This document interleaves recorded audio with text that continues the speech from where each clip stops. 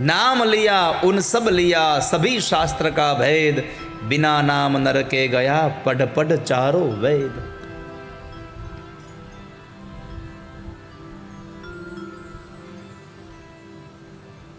नाम मात्रથી અજામિલનો ઉદ્ધાર થઈ ગયો વાલા ભક્તજનો। એવી આ દિવ્ય કથાઓ સુખદેવજી મહારાજ કહે છે કે જો નામથી જ ભગવાનના નામ માત્રથી ઉદ્ધાર થતો હોય તો ભગવાનનું ધ્યાન ધરો, નારાયણના નામનું કવચ પહેરી લો। ભગવાનના પાર્ષદોએ એને છોડાવ્યો ને પછી તો તરત એનું જીવન પરિવર્તિત થઈ ગયું કે પેલા સંતોએ મારા દીકરાનું નામ નારાયણ રખાવી અને આજ મારો ઉદ્ધાર કરી દીધો।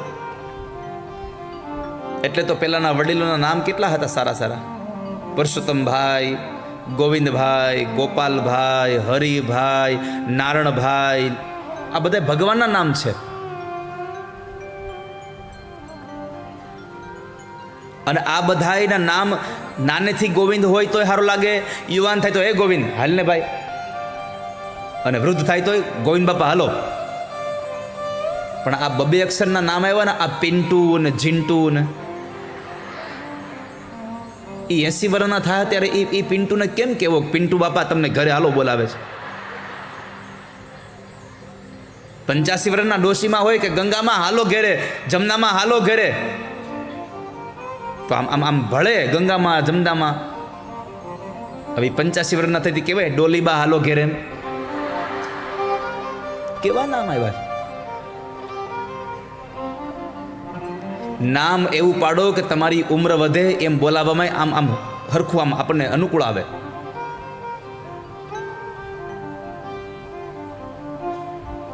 નામનો મહિમા બતાવ્યો ભગવાન વ્યાસ નારાયણે। એક નામ માત્રથી તરી ગયો, જેને કોઈ દી ભગવાનનું નામ નહોતું લીધું તરી ગયો।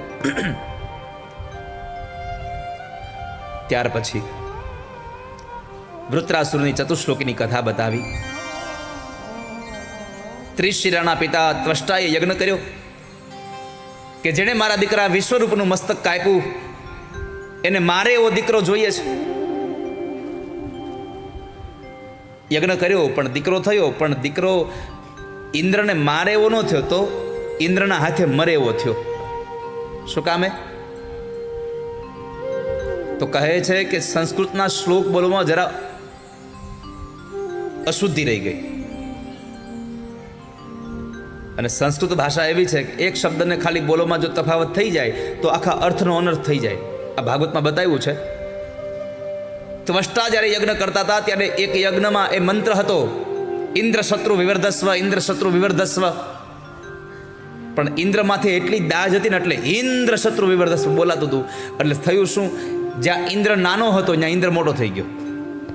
શબ્દ એ જ હતો પણ ખાલી બોલવામાં લંબાયો, ઇન્દ્ર કર્યો, ઇન્દ્રને મારે એવો દીકરો ન થયો, ઇન્દ્રના હાથે મરે એવો દીકરો થયો। એટલે ભગવાન વ્યાસે લખ્યું છે, વિરક્તો વૈષ્ણવો વિપ્રો વેદ શાસ્ત્ર વિશુદ્ધિકૃત। વેદ અને શાસ્ત્રને ભણેલો હોય,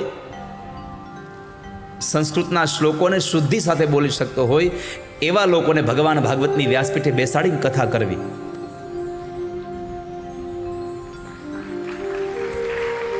બીજું, વૈષ્ણવ વાત કરી છે, બહુ સરસ વાત કરી છે। એક તો વિરક્ત હોવો જોઈએ, એક વૈષ્ણવ હોવો જોઈએ। વૈષ્ણવ એટલે મંદિરોમાં જાતો હોય પગે લાગવાય એવા સંપ્રદાયના વૈષ્ણવની વાત નથી કરી, જે સ્વભાવનો વૈષ્ણવ છે, જેના મનમાં કટુતા નથી, જેના હૃદયમાં કોઈ કાળો ક્લેશ નથી। મુખ મેં રામ બગલ મેં છુરી, એને ન લઈ આવશો ક્યારે। જ્યારે તમારું સત્કર્મ, તમારો કરેલો યજ્ઞ, ગઈકાલે જ કથા મેં કરી, આજ સવારમાં આવીને તમને યાદ કરાવ્યું કે તમારો કરેલો યજ્ઞ પણ જો કોઈકનું ખરાબ કરવા માટે હશે તો સૌથી પહેલા તમારું જ ખરાબ થવાનું છે, લખી રાખજો।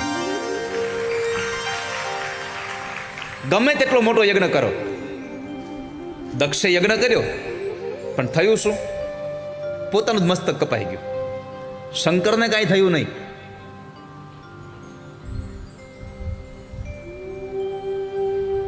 બીજા ઉપર કાદવ ઉછાળવા પહેલા વિચાર કરવો કે આપણા હાથ કાદવવાળા થશે. બીજાના ગાલ ઉપર જો તમે ગુલાલ લગાડવાની ઈચ્છા રાખશો તો હરખાવું કે હાથ મારા ગુલાબી થશે.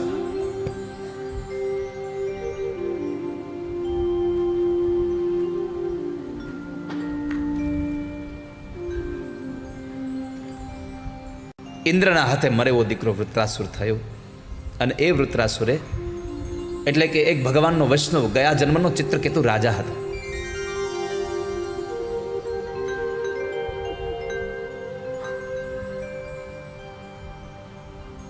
અને એ ચિત્રકેતુ રાજાએ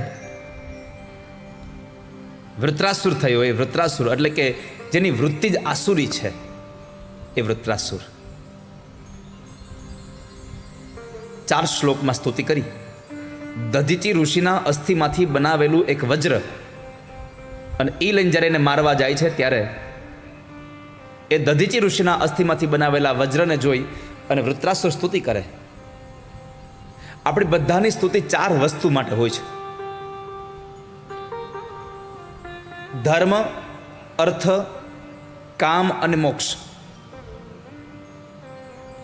આનાથી પર બીજું કશું કોઈને જોતું નથી. કાં તો માણસને ધર્મ જોઈએ છે, કાં માણસને પૈસો જોઈએ છે, કાં માણસને પોતાના વંશની વૃદ્ધિ જોઈએ છે, અને કાં તો માણસને મોક્ષ જોઈએ છે. હવે આનાથી વધારે કાંઈ જોઈએ કોઈને? આની બહાર કાંઈ છે જ નહીં તમારી માગણી. પણ આ માગણીમાં તફાવત એટલો છે, સંસારનો માણસ જો ભગવાન પાસે ધર્મ માગે તો એમ કહેતો હોય કે અમારો ધર્મ શું? પણ ભગવાનનો વૈષ્ણવ ધર્મ માગે તો સંસારનો સાચો ધર્મ છે ભગવાનના શરણાગત થવું. આનાથી મોટો ધર્મ કોઈ નથી. પરમાત્માના આશ્રિત થવું, એનાથી મોટો ધર્મ જ નથી આ સંસારમાં કોઈ. બીજું, અર્થ. પરમાત્માની ભક્તિ જેવી સંપત્તિ આ સંસારમાં કોઈ નથી.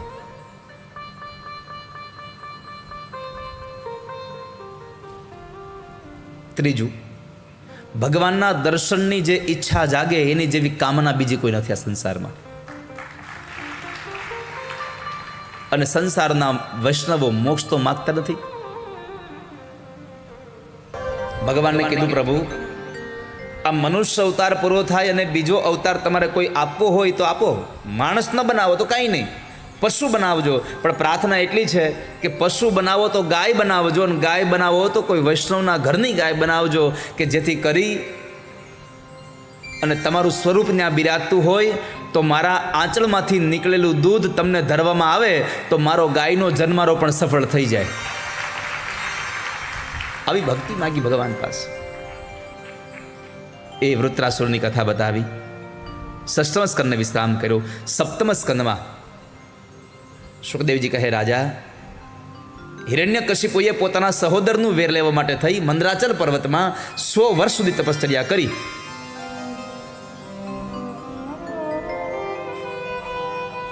અને એ તપશ્ચર્યા પછી એમણે એક વરદાન મેળવ્યું. પણ 100 વર્ષ સુધી જ્યારે તપશ્ચર્યા કરી ત્યારે કયાધુના ઉદરની અંદર એનો દીકરો પ્રહલાદ 100 વર્ષ રહ્યો.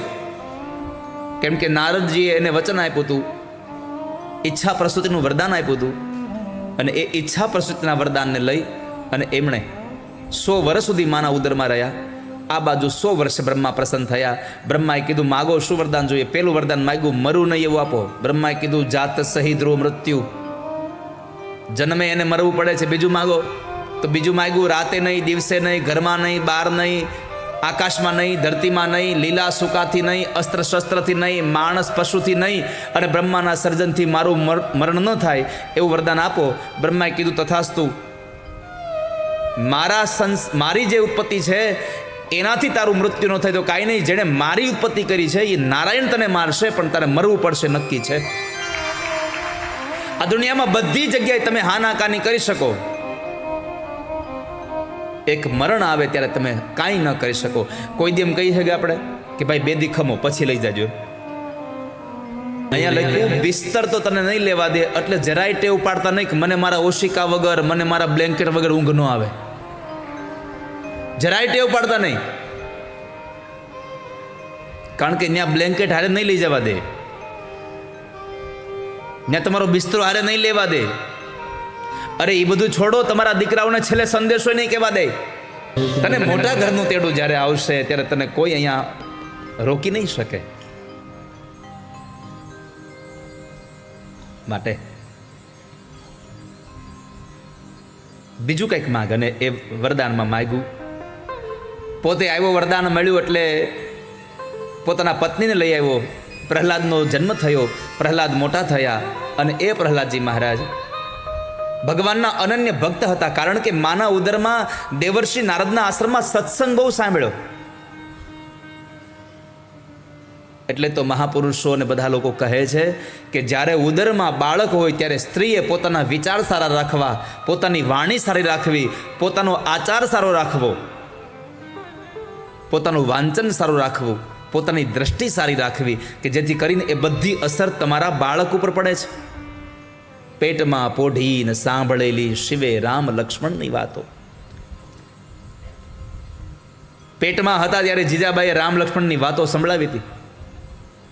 એટલા માટે એણે આ જંગ છેડ્યો. તો પ્રહલાદજી મહારાજ ભગવાનના ભક્ત હતા. અને એમાં પ્રહલાદ ભણવા માટે બેઠા.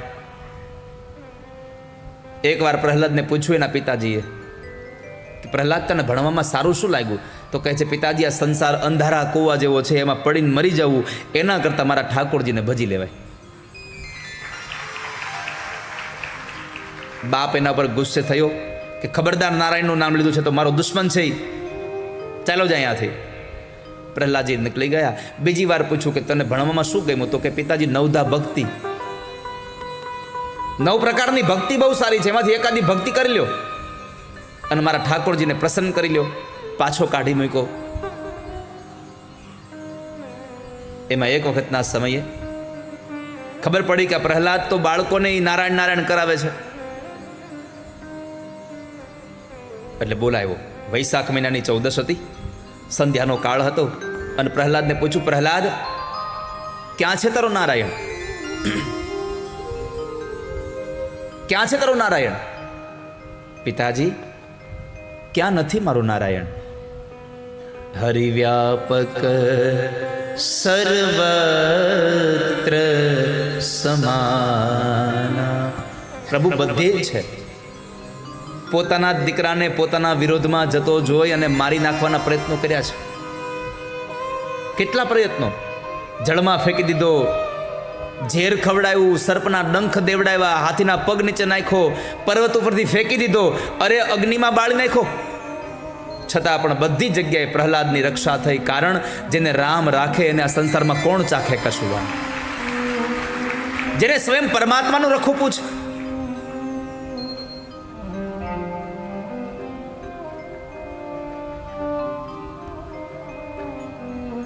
પ્રહલાદને પૂછ્યું, આ સ્તંભમાં તારું નારાયણ છે? અને પોતાની એક ગદાને લઈ અને જ્યારે સ્તંભને તોડવા જાય, સ્તંભ ફાટ્યો. એમાંથી ભગવાન નૃસિંહ નારાયણનું પ્રાગટ્ય થયું છે. અને એ નૃસિંહ નારાયણ ભગવાન જેમ બાજ પોતાના શિકારને પકડે એમ પકડી લઈ અને હિરણ્યકશિપુને લઈ ગયા છે ઓરડામાં. ઉમરામાં જઈ પોતાના ખોળામાં રાખીને કીધું, જોઈ લે હિરણ્યકશિપુ, તે માગ્યું એમાંથી ઓછું નથી ને? રાત નહીં દિવસ, નહીં ઘરમાં, નહીં બહાર, નહીં આકાશમાં, નહીં ધરતીમાં, મારા ખોળામાં. ઉમરામાં છો એટલે ઘરમાં કે બહાર ન કહેવાય. સંધ્યાનો સમય છે, ન રાત ન દિવસ કહેવાય. ભગવાને નખ બતાવીને કીધું, આને લીલા સૂકા અસ્ત્ર શસ્ત્ર ન કહેવાય. અને મારું સ્વરૂપ જોઈ લે, નથી હું માણસ, નથી પશુ. અને મારું સર્જન બ્રહ્માએ નહીં, મેં બ્રહ્માનું સર્જન કર્યું છે. ભગવાને પેટ ચીરી હિરણ્યકશિપુના આંતડાઓ કાઢી કાઢીને પહેરવા લાગ્યા. આકાશમાંથી દેવતા ભગવાનને પુષ્પના ટોપલાઓ વડે બધાવા લાગ્યા છે. ભગવાનનો જય જયકાર થયો. દેવતાઓ ત્યાં હતા બધા, બ્રહ્માદિક દેવતાઓ હાજર થઈ ગયા. ભગવાનનો ક્રોધ શાંત થતો નથી. જ્યારે પરમાત્માનો ક્રોધ શાંત ન થતો ત્યારે દેવતાઓ સ્તુતિ કરે. લક્ષ્મીજીને બોલાવ્યા, લક્ષ્મી મૂર્છિત થઈને પડી ગયા. અમારો ઘરવાળો નથી. કોઈનાથી ભગવાન શાંત ન થયા. ત્યારે એવા સમયે જેના માટે ભગવાન આવ્યા છે એ પ્રહલાદજી મહારાજ, અસુર યોનિનો બાળક, ભગવાનની સ્તુતિ કરે છે. ભગવાન હું તો અસુર યોનિનો બાળક છું, હું શું તમારી સ્તુતિ કરું? પણ મેં સાંભળ્યું છે કે તમે તેજ, બળ, રૂપ, ઐશ્વર્યથી પ્રસન્ન થનારા નથી, તમે પ્રાર્થનાથી પ્રસન્ન થનારા છો, એટલે હું તમારી પ્રાર્થના કરું છું, તમે શાંત થાવ. ભગવાન શાંત થયા. હિરણ્યકશિપુના શરીરને છોડી પ્રહલાદને પોતાની ગોદમાં બેસાડી અને પ્રહલાદને પાસે રાખી અને ભગવાન પોતે રડ્યા છે. પરમાત્મા પોતે રડ્યા છે. પ્રહલાદ, મને માફ કરજે કે મારે આવવામાં મોડું થયું એટલે તારે કેટલા દુઃખ ભોગવવા પડ્યા છે. તારે જે જોઈએ તે વરદાન માગી લે. પ્રહલાદજીએ ના પાડી. ભગવાને બીજી વાર આગ્રહ કર્યો, ના પાડી. ત્રીજી વાર આગ્રહ કર્યો તો પ્રહલાદે કીધું, મારા પિતાજીને તમારું ધામ આપી દો. મારા પિતાએ તમારો દ્વેષ કર્યો છે માટે એને તમારું ધામ આપી દો. પ્રહલાદ, તારા જેવો દીકરો જે ઘરમાં જન્મે ને એને તો એના પરિવારના પિતૃઓને મુક્તિ જ મળી જાય. પણ હું તો તારા માટે માગવા કહું છું. ત્યારે પ્રહલાદે કીધું, પ્રભુ હું શું બીજું માગું? હું તમારા શરણમાં આવીને ધન્ય થઈ ગયો. હવે તો તમારી પાસે આવ્યો તો હું ધન્ય થયો. મારે તમારા સિવાય બીજું જોઈએ શું મારી પાસે? અને ભગવાન મળે પછી બીજી માગવાની ઈચ્છા શું થાય?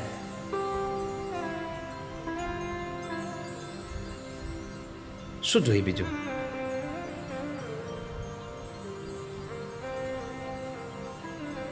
ભગવાન, હું તમારા શરણે આવ્યો તો આજે ધન્ય થઈ ગયો.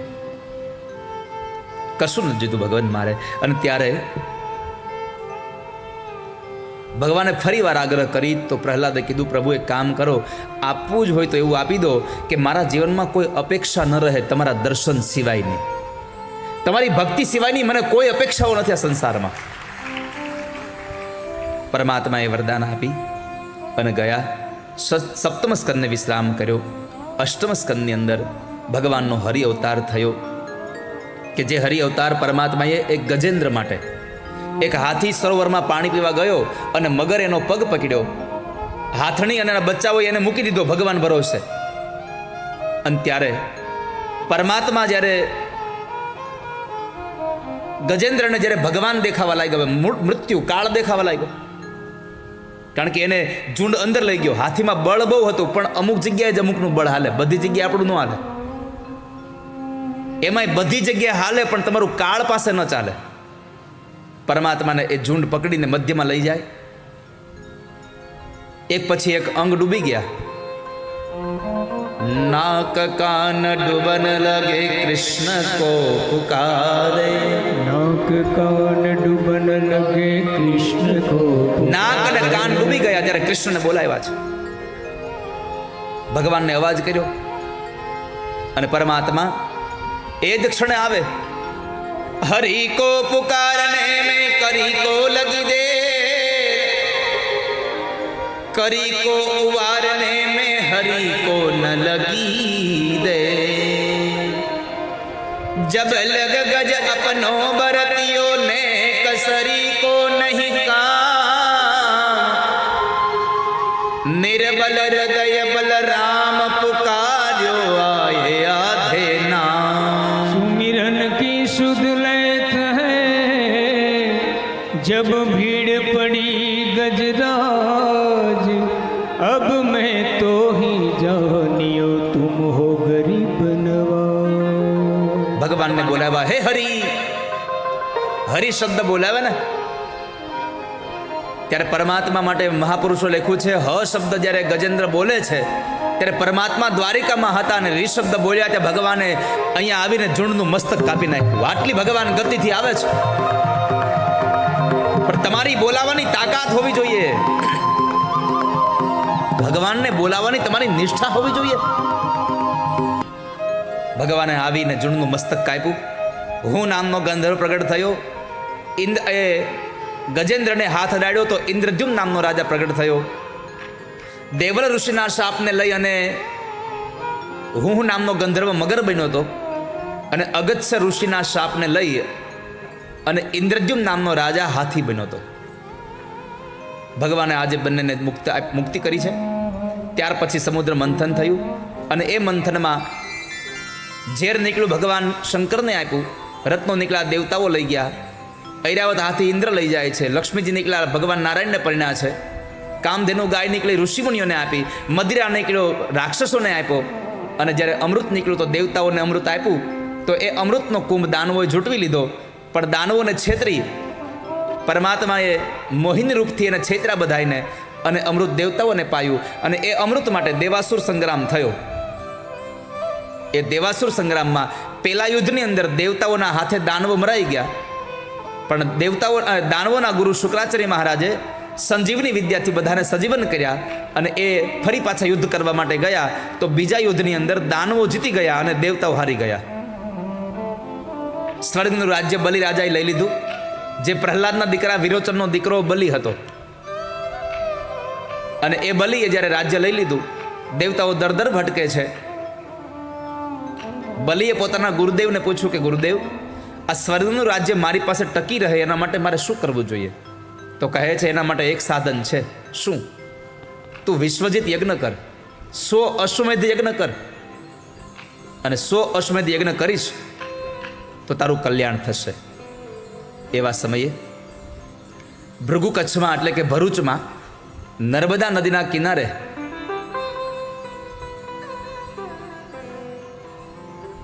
નર્મદાના કિનારે અશ્વમેધ યજ્ઞનો પ્રારંભ કર્યો.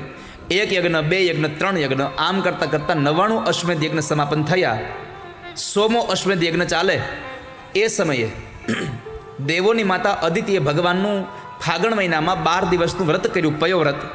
માત્ર દૂધ પી અને ભગવાનની ઉપાસના કરી અને યજ્ઞ કર્યો. તો એ સમયે પરમાત્મા યજ્ઞનારાયણ પ્રગટ થયા, ચતુર્ભુજ રૂપમાં હતા, અને એ પરમાત્માને પ્રાર્થના કરીને કીધું કે મારા દીકરાઓનું દુઃખ તમે દૂર કરો. માં, અત્યારે હું બલિને કાંઈ નહીં કરી શકું, કારણ કે બલિ મારું યજન કરે છે, પણ તમારું વ્રત નિષ્ફળ નહીં જાય, માટે થઈને યાદ રાખો, હું એને મારી ન શકું તો કાંઈ નહીં, એની પાસે માગી શકું. હું યાચક બનીને, ઉપેન્દ્ર બનીને આવીશ, પણ તમારા દીકરાઓનું મંગલ કરીશ. આટલું કહી ભગવાન ચતુર્ભુજ રૂપમાં હતા એ અંતર્ધાન થયા, અને નાના એવા બાળકના રૂપમાં પરમાત્મા પ્રગટ થયા છે. બોલીએ વામન ભગવાન કી જય. ભગવાન વામનનું પ્રાગટ્ય થયું, અને એ વામન ભગવાને જ્યારે પ્રગટ થયા ત્યારે દેવતાઓએ મૂંજની મેખલા આપી, કોઈએ મૃગ ચર્મ આપ્યું, કોઈએ કમંડળ આપ્યું, કોઈએ દંડ આપ્યો, કોઈએ શ્વેત છત્ર આપ્યું. બ્રાહ્મણોએ યજ્ઞોપવિત સંસ્કાર આપ્યા, અને એમાં માં અન્નપૂર્ણાએ ભિક્ષા આપી. એ ભિક્ષા આપ્યા પછી ગુરુદેવે કહ્યું કે આટલી ભિક્ષા કેમ લાવ્યા, થોડીક વધારે ભિક્ષા લઈ આવો. તો કહે છે ગુરુદેવ કોઈ મોટો દાનવીર બતાવો તો ત્યાં જાઓ. તો કહે છે ભૃગુ કચ્છમાં જાઓ, બલિ પાસે બધું માગી લાવો. અને પરમાત્મા બલિ પાસે માગવા માટે નીકળ્યા છે. ભગવાન નારાયણ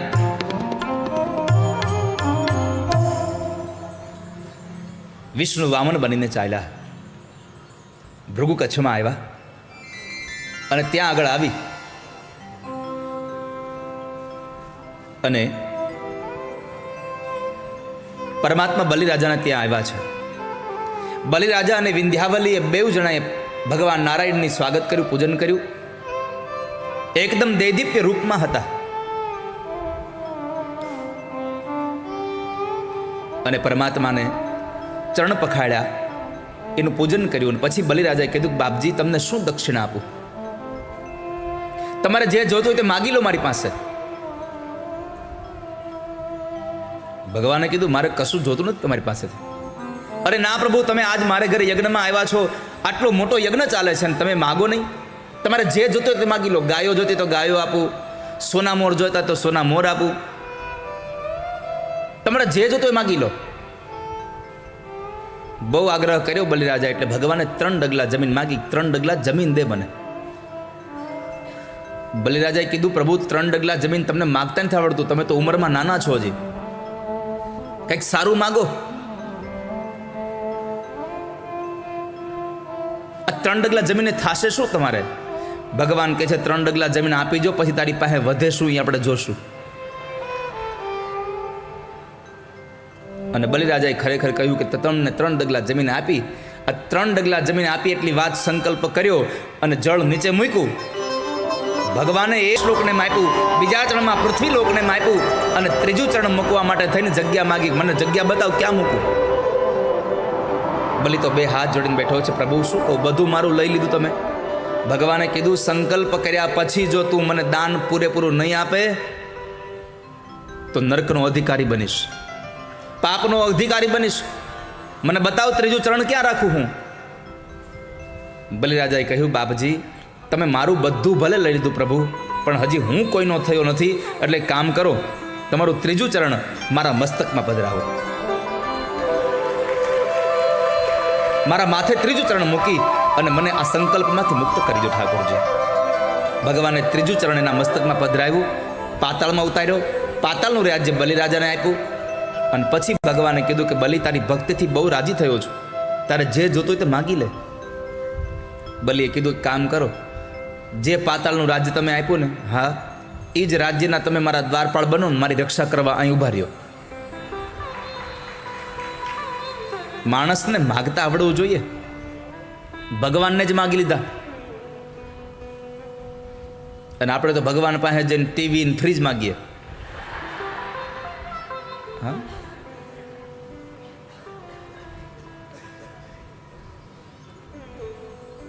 પરમાત્મા પાસે પ્રભુને માગી લો વાલા ભક્તજનો.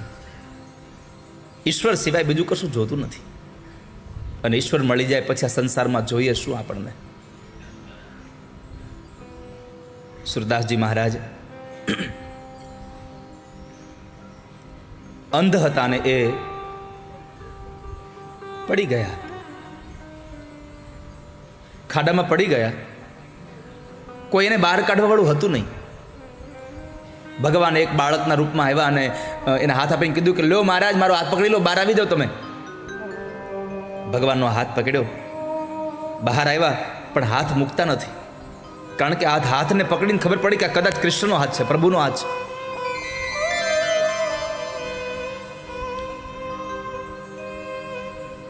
આ પ્રભુનો હાથ છે એમ જાયલું. સુરદાસજી પૂછે છે તમે પ્રભુ છો ને? ભગવાન શરમાઈ ગયા કે ઓળખી ગયો મને. પરમાત્માએ જબરજસ્તી હાથ છોડાવી લીધો. હસીને પરમાત્મા ચાલ્યા ગયા. અને સુરદાસજી બોલ્યા છે કે હાથ છોડા કર જાત હો નિર્બલ જાન કે મોય. તમને ખબર છે કે મારી પાછળ નહીં દોડી શકે, આ નિર્બળ છે, એટલે તમારો હાથ મુકાવીને ચાલ્યા ગયા ને.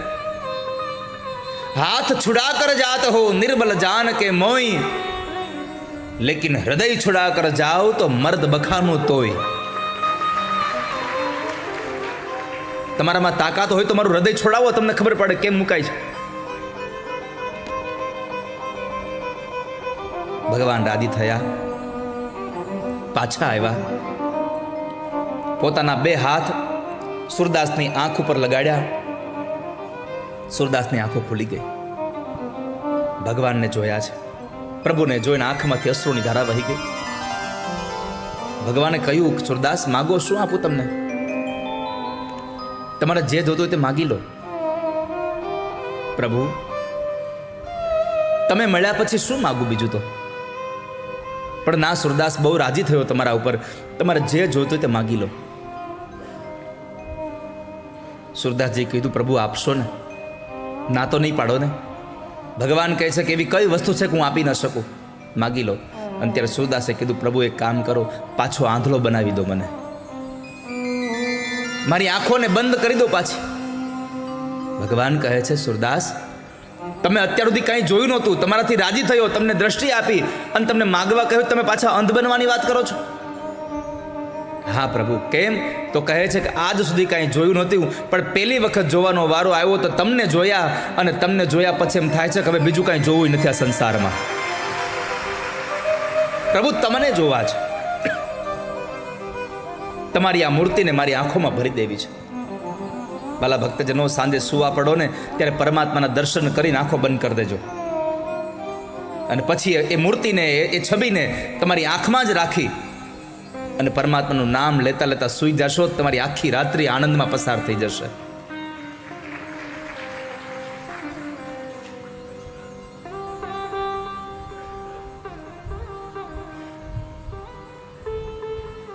આજે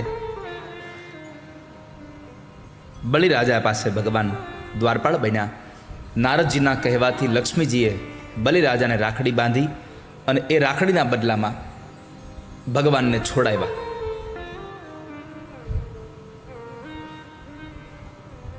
ભગવાનને છોડાવી અને લક્ષ્મીજી નીકળે છે સાથે ભગવાનની સાથે, ત્યારે ભગવાને કીધું કે બલિ, તમારે જે જોઈતું હોય તે માગી લો, તમારી જે ઈચ્છા હોય તે માગી લો.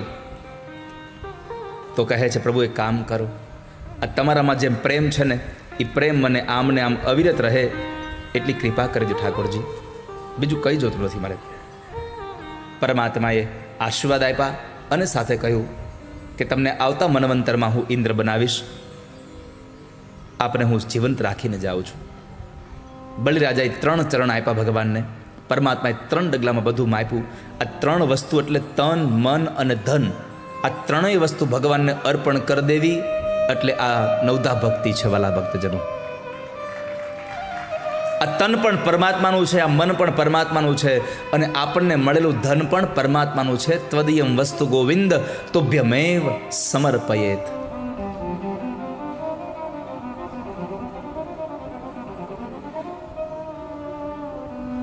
આ 3 વસ્તુઓ ભગવાનને અર્પણ કરી દેવી. બલિરાજાએ ખૂબ સરસ દાન આપ્યું હતું. આજે આ કથા પણ અનંત કાળો સુધી, અનંત વર્ષો સુધી જીવંત રહે. એકાદશીનું વ્રત કરે તો ભગવાન રાજી થાય, પણ નિષ્ઠા સાથે વ્રત કરે તો હો. સવારમાં ઉઠીને ચાલુ કરે કે હાલો લાવો થોડીક વેફર, એમ ન હોય. બપોરે એને 11 રસ ખાય તો એમ એકાદશી ફળે નહીં. તુલસી પત્ર ઉપર જેટલું ફળ આવે ને એટલું ભોજન તેદી લેવાનું હોય. કેટલા ઉપર? પણ આપણે એટલા ભગવાનના પ્યારા વૈષ્ણવો રહ્યા ને તુલસી પત્ર તો રાખ્યું જ, પણ હવે ઉપર મૂક્યું. પેલા નીચે તુલસી પત્ર રાખતા હતા, હવે ઉપર રાખ્યું, નીચે કેળનું પાન રાખ્યું. લીલા નાળિયેર જેટલું બધા ખોરાક લઈ બપોરે.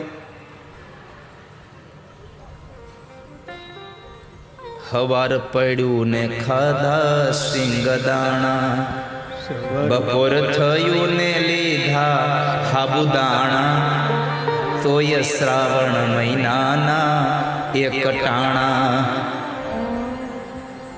હવારે સિંગદાણા, બપોરે સાબુદાણા, રોંઢે ચા કોફીના ભાણા, સાંજ પડી લીધા તલદાણા, તોય શ્રાવણ મહિનાના એક ટાણા.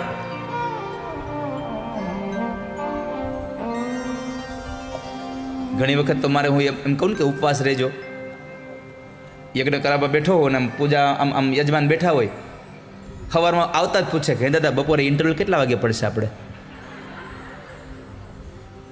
પૂછતો હોય અને પાછો ઘરવાળાને કહેતો હોય અંદર રસોડામાં કહેજો સૂકી ભાજીમાં હળદર ન નાખે કે, પણ તું તો અહીંયા ધ્યાન રાખ.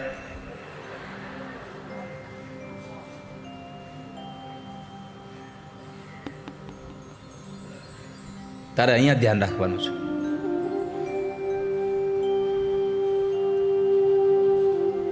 અમરીશ રાજાએ વ્રત કર્યા, ભગવાને સુદર્શન ચક્ર આપ્યું. એ વંશમાં આગળ જતા સગર ચરિત્રની કથા છે.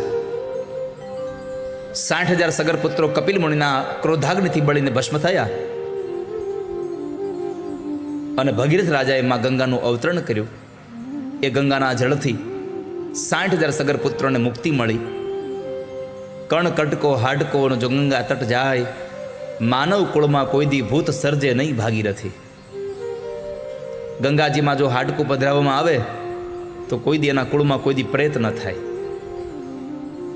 એવી ગંગા અવતરણની કથા બતાવી. એ વર્ષમાં આગળ જતા સૌદાસ થયા. સૌદાસને ત્યાં ખટવાંગ, ખટવાંગને ત્યાં રઘુ, રઘુને ત્યાં પૃથુશ્રવા, પૃથુશ્રવાને ત્યાં અજ, અજને ત્યાં દશરથ અને દશરથને ત્યાં મર્યાદા પુરુષોત્તમ રામનું પ્રાગટ્ય થયું છે. ત્રસ્તાબ્ધિ દદ્ધ સેતુ ખલદવદન. ભગવાન રામની અહીંયા સ્તુતિ કરી.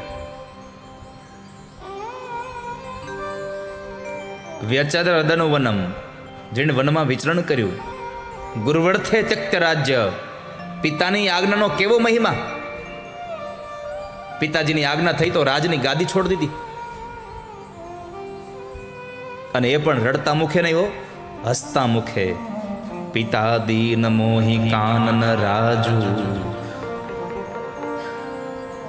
પિતાએ મને વનનું રાજ્ય આપ્યું. રાજની લક્ષ્મી છોડી એ જેવી તેવી નથી વાલા ભક્તજનો. અને એ અયોધ્યાના રાજા દશરથને જ્યાં ભગવાન રામ પધાર્યા, 2 અધ્યાયમાં રામચરિત માનસ છે, એટલે મારે ખાલી રામ જન્મની સ્તુતિ ગવડાવી, રામ જન્મ કરાવીને સીધા તમને ગોકુળમાં લઈ જવા. જવું છે ને ગોકુળમાં? અને આજ તો તમને એટલા નચાવા છે ને ભગવાનની પાસે. હો, આજ નક્કી જ કર્યું છે ઠાકોરજી જલ્દી પાછો હાલોલમાં આવે ને એવું કરી દેવું છે.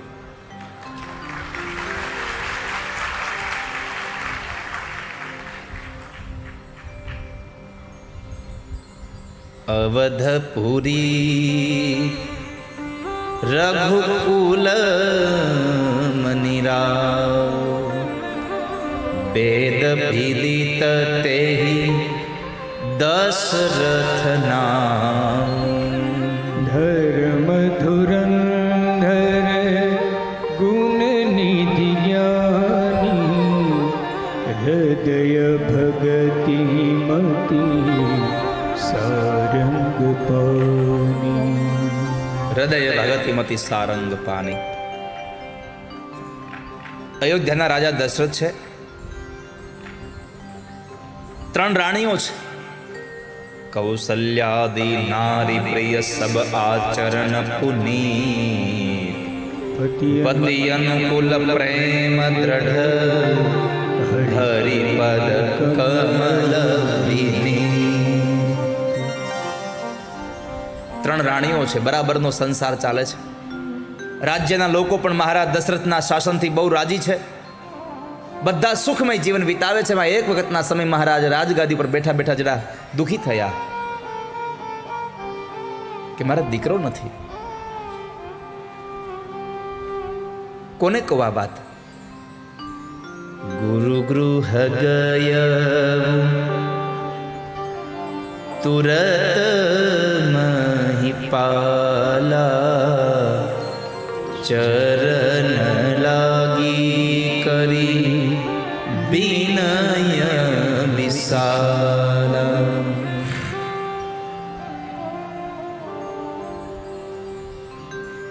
ગુરુદેવના ચરણમાં વંદન કરી અને રડ્યા છે. ગુરુદેવ પૂછ્યું કે કેમ દુઃખી થયા? તો કહે છે કે બાપજી, તમારા આશીર્વાદથી બધું સુખ છે, પણ મારી અયોધ્યાને આ ગાદીનો રાજા નથી કોઈ, એનો વારસદાર નથી કોઈ. શું મારું રાજ્ય અહીંયા ઊભું રહી જશે? મારા વડવાઓથી કહેવાતું રઘુકુળ અહીંયા ઊભું રહી જશે? ધરહું ધીર હોઈ સુતચારી, ત્રિભુવન વિદિત ભગત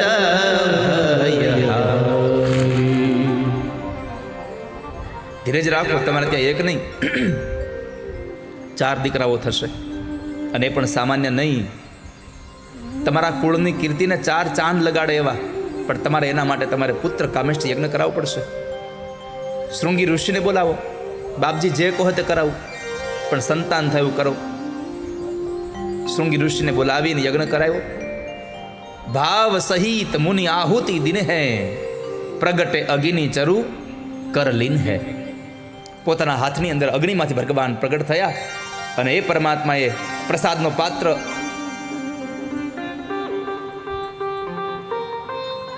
ગુરુદેવના હાથમાં આપ્યો. વશિષ્ઠ મહારાજને આપી, અને વશિષ્ઠ મહારાજે એ પાત્ર દશરથને આપ્યું. દશરથે કૌશલ્યાને આપ્યું. કૌશલ્યાને કઈ 2 ભાગ કર્યા, અને 2 ભાગમાંથી એક ભાગ કરી અને સુમિત્રાજીને આપ્યા. 4 ભાગ, 2 ભાગ સુમિત્રાને આપ્યા, એક ભાગ કૌશલ્યાને કઈ લીધા. પ્રસાદ ઉદરમાં ગયો, સમય વ્યતીત થયો, સમય જતો રહ્યો. અને એમાં શિયાળો ગયો, ઉનાળો આવ્યો. ઉનાળાની અંદર પણ ભાગણ મહિનો ગયો, ચૈત્ર મહિનો આવ્યો. નવમી તિથિ મધુમાસ પુનીતા, શુક્લ પક્ષય વિજિત હરિ પ્રીતા, મધ્ય દિવસ અતિ શીતલ ધામા, પાવન કાલ લોક વિશ્રામા. એવો સુંદર સમય હતો. ચૈત્ર મહિનાની અંજવાળી નોમ છે, અને 12 વાગ્યાની પૂર્વે દેવતાઓ આવી આવીને પુષ્પના ટોપલા લઈને ઉભા રહી ગયા છે. એવો સુંદર સમય આવ્યો અને 9મી તિથિ હતી. સૂર્ય મધ્યાંતરમાં આવે એટલે તપતોય ન હોય ને શીતળય ન હોય. મધ્ય દિવસ અતિ શીતન ઘામા. ઘામ એટલે સમય, સ્થળ, ભવન.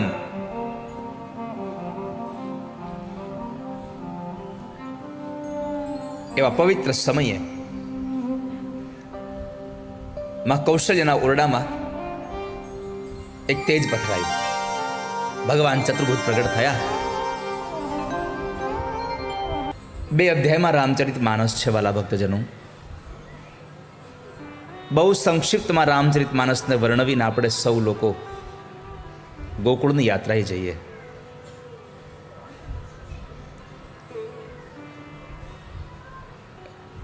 અયોધ્યાનો અધ્યાત્મ અર્થ છે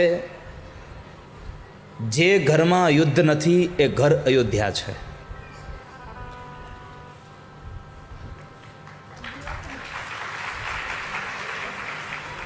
પણ વહાલા સર્વજનો, જ્યાં અયોધ્યા હોય ત્યાં રામ હોય એવું ન પણ બને. જહાં રામ તહાં અવધ.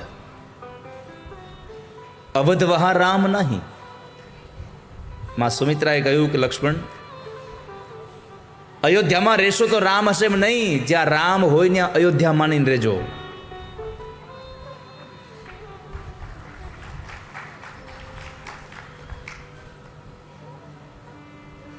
જે ઘરમાં યુદ્ધ ન હોય એ ઘર અયોધ્યા છે. અયોધ્યા હોય ને રામ ન હોય, પણ રામ હોય ને અયોધ્યા ચોક્કસ હોય. કેમ? તો કહે છે કે રામનો મતલબ છે મર્યાદા. જે ઘરમાં મર્યાદા હોય એ ઘરમાં કોઈ દિવસ યુદ્ધ ન થાય, એટલે એ ઘર હંમેશા અયોધ્યા બનીને જ રહેતું હોય છે. લક્ષ્મણ છે એ વિવેકનું પ્રતીક છે. જીવનમાં વિવેક કેવો હોવો જોઈએ એને સમજવો હોય તો કોઈ રામચરિત માનસમાં લક્ષ્મણજીના પાત્રને વાંચી જુઓ એકવાર. વૈરાગ્યને જોવો હોય કે જીવનમાં વૈરાગ્ય કેવો હોવો જોઈએ તો એ વૈરાગ્યને સાંભળવા, વૈરાગ્યને જાણવા માટે રામચરિત માનસમાં ભરતજીનું પાત્ર વાંચી જુઓ, ખબર પડશે વૈરાગ્ય કેવો હોય. અને સદવિચારની ભાવના તો શત્રુઘ્ન મહારાજ. સ્ત્રીનો ધર્મ શું છે એને સાંભળવા, એને સમજવા માટે માં જાનકીના જીવન ચરિત્રની વાતોને સાંભળવી પડે. અને સેવા કોને કહેવાય, દાસ કોને કહેવાય, એના માટે હનુમાનજી મહારાજના એ ચરિત્રને સાંભળવું પડે તમારે. આવી દિવ્ય લીલાઓ જ્યારે સુખદેવજી મહારાજ રાજા પરીક્ષિતને કહે છે. રામચરિત માનસ એટલે 2 વ્યક્તિઓને જોડવાનું એકમાત્ર સાધન છે. 2 વ્યક્તિઓને જોડવાનું કામ કરતું સાધન એટલે રામચરિત માનસ.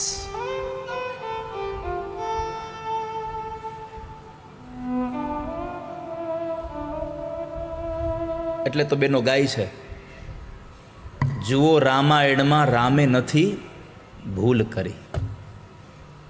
હા, ગીત છે. જુઓ રામાયણમાં રામે નથી ભૂલ કરી. છે ને આવું ગીત? મને તો એક જ લીટી આવડે છે, પણ મેં સાંભળ્યું હતું ક્યાંક. એટલે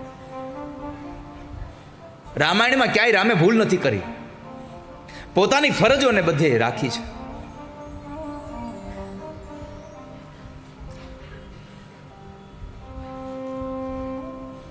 પોતાની ફરજ ક્યાંય ચૂક્યા નથી.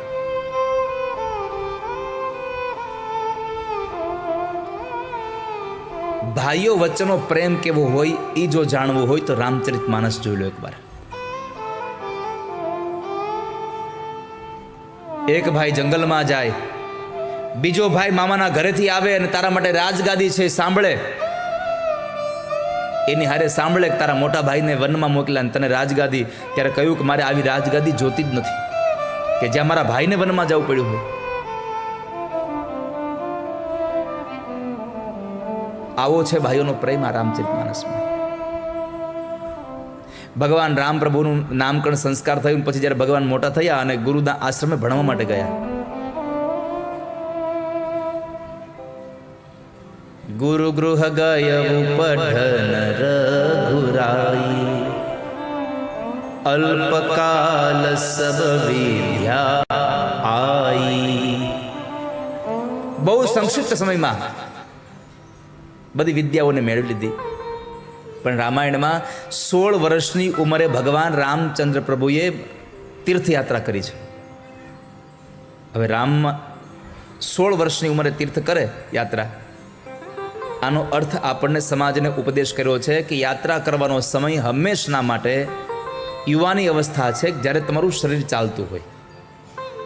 વૃદ્ધાવસ્થામાં ગોઠણથી પગ રહી ગયા હોય તો એ યાત્રા કરવા ન જવાય. પછી યાત્રા કરવી હોય તો હંમેશા માણસે યુવાન અવસ્થામાં જવું જોઈએ. ભગવાન રામને વૈરાગ્ય લાગ્યો. વશિષ્ઠ મહારાજે યોગ વાસિષ્ઠ રામાયણનું વાંચન કરી અને એના વૈરાગ્યને ઉતાર્યો. પછી તો વિશ્વામિત્ર મહારાજ બે ભાઈઓને લેવા આવ્યા. બંને ભાઈઓને લઈ ગયા. મારીચ અને સુબાહુના એ ત્રાસથી ભગવાને સુબાહુને માર્યો. મારીચની મતિ સુધરી ગઈ હતી, જતો રહ્યો, ભગવાને છોડ્યો એને. પરમાત્મા જ્યારે વિશ્વામિત્ર ઋષિની સાથે ગયા ત્યારે સૌથી પહેલા તાડકાને મારી હતી ભગવાને. એક હી બાણ પ્રાણ હરી લીધા, એક બાણ માર્યું અને તાડકાનો વધ કર્યો ભગવાને. રામાયણમાં પહેલી વેલી તાડકાને મારી અને કૃષ્ણ અવતારમાં પહેલી વેલી ભગવાને પૂતનાને મારી છે. આ અવિદ્યા છે.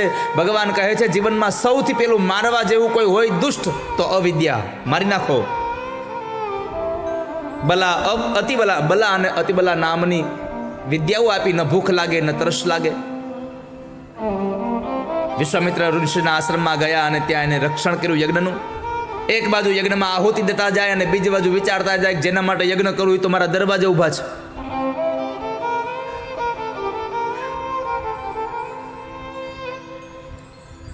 અને પછી ભગવાનને લઈ અને વિશ્વામિત્ર મહારાજ જનકપુરમાં જવા નીકળ્યા. માર્ગની અંદર અહલ્યા નારીનો ઉદ્ધાર કર્યો ભગવાને. પરમાત્માએ જ્યારે અહલ્યાનો ઉદ્ધાર કર્યો અને પછી જનકપુરમાં ગયા. જ્યાં જનકપુરમાં ગયા રાજા જનક એની અંદર એટલા બધા મોહ પામ્યા.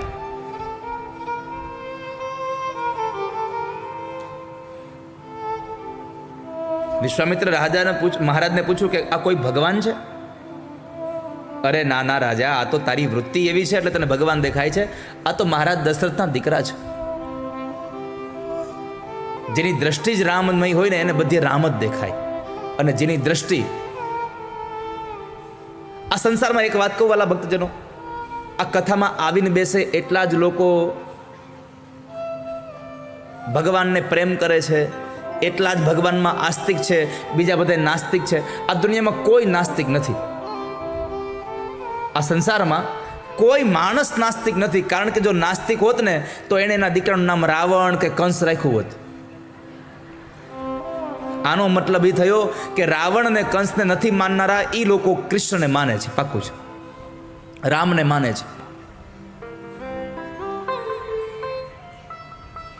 જેની દ્રષ્ટિ જ તમારે પરમાત્મામય છે. એક બીજી વાત, અહીંયા દ્રષ્ટિની વાત યાદ આવીને તો યાદ કરી દઉં. મારા ગુરુદેવ કહેતા કે તમારું બોલેલું વાક્ય બીજા લોકોને ખરાબ રીતે અસર ત્યારે કરે જ્યારે તમારા પ્રત્યે એને દ્વેષ થયો હોય. જે તમારા દુશ્મન હોય ને, દુશ્મન, એને તમે કાંઈ યાદ ન કરતા હોય છતાં પણ તમે ખાલી આવી રીતની વાત કરતા હો ને તો એ માણસને ખબર પડે એટલે એ માણસ એવું જ વિચારે કે આ મારા માટે કીધું છે. જેને તમારો વિરોધ છે એને તમારા બધા વાક્યમાં પોતાનો વિરોધ દેખાવા લાગશે. આવું ગુરુજી કહે. તમને જ્યારે તમારે કોઈના પ્રત્યે તમને દુશ્મનાવટ થાય ને પછી એ માણસ ત્રીજી વ્યક્તિ જ્યારે કંઈ વાત કરતો હોય ને તો આપણને એમ જ થાય કે આ મને કહે છે, આ મને કહે છે. માટે કહ્યું અજાત શત્રવઃ શાંતાહા, ક્યારેય કોઈની સાથે દુશ્મનાવટ ન કરવી. અને બીજું, દુશ્મન થાય કોઈ તમારો વેરી બને તો મારા બાપુજી એમ કહેતા કે બેટા પાણી, અગ્નિ, હવા અને દુશ્મન, આને કોઈ દી નાનો ન ગણવો. આને ક્યારેય સામાન્ય રીતે ન લેવું. નાનું એવું અગ્નિનું તણખલું પણ મોટી આગને પ્રગટ કરવાની તાકાત ધરાવે છે. નાનું એવું પણ પાણીનું એક નાની એવી ધારા ચાલુ થાય એ મોટી બધી જગ્યા કરવાની તાકાત ધરાવે છે. અને પવન જ્યારે મોટો બને ત્યારે એ વંટોળીના રૂપમાં આવે તો માણસ જેવા માણસને ઉછાળી નાખી દે, પર્વત જેવા પર્વતોને પણ હલબલાવી દે. અને દુશ્મન, જ્યારે તમારો દુશ્મન હોય ત્યારે એ માણસ શું કરે એનું નક્કી નહીં. એટલે આ ચારને કોઈ દિવસ હલકા ન ગણવા. એને હળવાશથી લેવાય નહીં કોઈ દિવસ. હળવાશથી ન લેવાનો અર્થ ઊંધો ન લેતા હો, પણ સાવધાન રહેવું કે આપણા દુશ્મનો છે. અને મને તો દુશ્મનો બહુ જ ગમે. જેમ દુશ્મનો મોટા એમ વધારે મજા. કેમ? આપણા દુશ્મનો આપણા સીસીટીવી કેમેરા છે, એટલે તમને ભૂલ કરતા અટકાવશે. કોઈ દુકાનમાં ચોરી કરવા જઈએ આપણે, સીસીટીવી કેમેરા હોય તો ચોરી કરીએ આપણે નહીં. કેમ ના હો ભાઈ, અહીંયા પકડાઈ જાય. એમ તમારા દુશ્મનો જેટલા મોટા એટલા તમે સાવધાન થઈ જાઓ વધારે. ભાઈ સાવધાન રહેવાય, આપણેથી કંઈ ભૂલ પડશે અને કોઈક આપણી માથે ચડી બેસશે. વશિષ્ઠ મહારાજ, વિશ્વામિત્ર ઋષિએ કહ્યું કે રાજા, તારી નજર રામમય છે એટલે તને બધે તને ભગવાન દેખાય છે. આ તો દશરથના દીકરાઓ છે. પછી તો એક વાડીમાં ઉતારો આપ્યો. વાડીમાં ઉતારો આપીને પછી બીજા દિવસે સવારે શાલિગ્રામ ભગવાનની સેવા કરવા હાટું તુલસી પત્ર લેવા માટે બગીચામાં મોકલ્યા. અને ત્યાં માં દુર્ગાની પૂજા કરવા માટે, દુર્ગાની પૂજા કરવા માટે માં જાનકી આવેલા. અને એ દુર્ગાની પૂજા માટે આવેલા જાનકીએ સૌ પ્રથમ પહેલી વાર, હવે જુઓ મારે મર્યાદાની વાત તમને કરવી છે. રામને મર્યાદા શું કામ કરી? તો કહે છે કે જ્યારે રામ પ્રભુ બગીચામાં ગયા ત્યારે દરવાજા ઉપર માળી કાકા બેઠા હતા. એને પગે લાગીને કીધું કે માળી કાકા અમે અંદર જઈએ. માળી કાકાએ કીધું, અરે મહારાજ તમે તો રાજકુમાર કહેવાય, અમારે તમારી પગે લાગવું, અમે તમારી રયત છીએ, અમારે તમને પગે લાગવું જોઈએ, અમારે તમારી આજ્ઞા લેવી જોઈએ, અને તમે અમને પગે લાગો છો. ત્યારે ભગવાન રામ બોલ્યા છે કે માળી કાકા, અમે ભલે રાજકુમાર રહ્યા પણ ઉંમરમાં તમે અમારાથી મોટા છો એટલે અમારે તમને વંદન કરવા જોઈએ.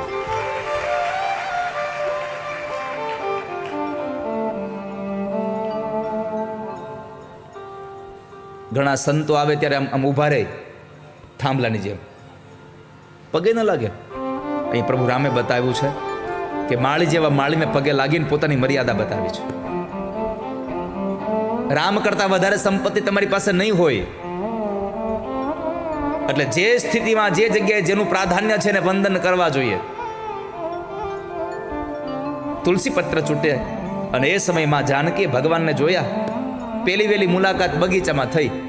આ ત્યારથી હાલ્યું આવે છે.